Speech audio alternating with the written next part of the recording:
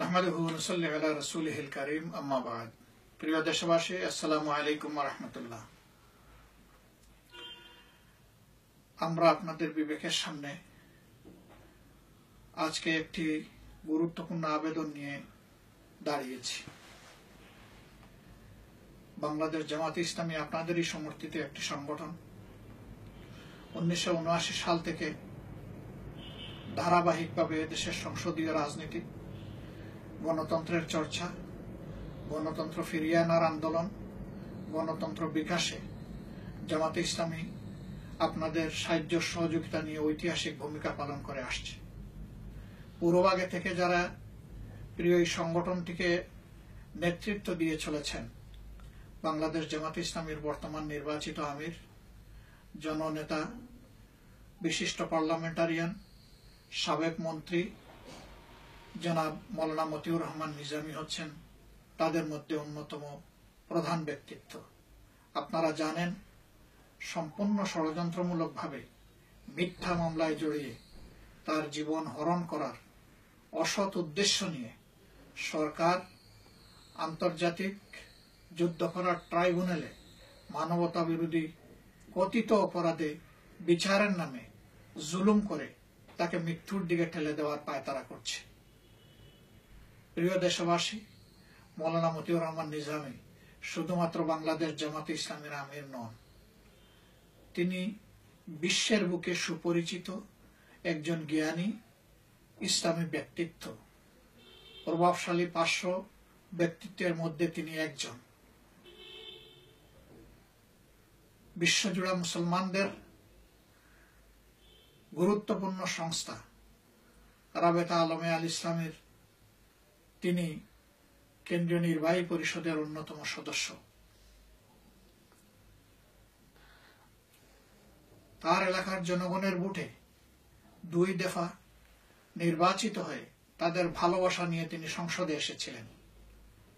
2001 সালে নির্বাচিত হওয়ার পর 4 দলীয় সরকারের মন্ত্রী পরিষদে যোগদান করে প্রথমে কৃষি মন্ত্রণালয়, তারপরে শিল্প মন্ত্রণালয় তিনি অত্যন্ত দক্ষতার সাথে, আস্থার সাথে এবং সততার সাথে দায়িত্ব পালন করেছেন। প্রিয় দেশবাসী, মৌলানা মতিউর রহমান নিজামী একজন স্বল্পভাষী, বিনয়ী, ভদ্র রাজনীতিবিদ।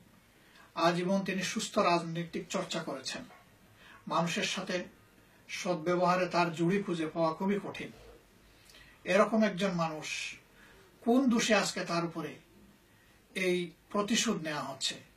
তাহলে কি এলাকার জনগণের ভালোবাসা পাওয়া এটাই তার দোষ? তাহলে কি এটাই তার দোষ যে তিনি একজন ইসলামী চিন্তাবিদ প্রথম সারির, তিনি একজন যোগ্য নেতা, তিনি একজন দেশপ্রেমিক দায়িত্বশীল নেতা? এটা যদি তার অপরাধ হয়ে থাকে, আর সেই অপরাধের কারণে যদি আজকে মৌলানা মতিউর রহমান নিজামীকে ফাঁসির কাঠগড়ায় নিয়ে যাওয়ার ষড়যন্ত্র চলে, আমরা বিশ্বাস করি জনগণের প্রতিরোধ সরকারের এই ষড়যন্ত্রকে বানচাল করে দিতে সক্ষম হবে ইনশাআল্লাহ। প্রিয় দেশবাসী, মৌলানা মতিউর রহমান নিজামী 5টি বছর 2টি মন্ত্রণালয়ে দক্ষতার সাথে দায়িত্ব পালন করেছেন। আপনারা জানেন, বাংলাদেশের কপালে কেয়ারটেকার সরকারের নামে একটি কালো অধ্যায় 2 বছর ধরে বহাল ছিল। 2006 এবং 2007 এবং 2008 সাল, সেই সময় বিভিন্ন রাজনীতিবিদদেরকে সুতনাথায় দুর্নীতির সাথে জড়িয়ে দারুণভাবে অপদস্থ করা হয়েছে।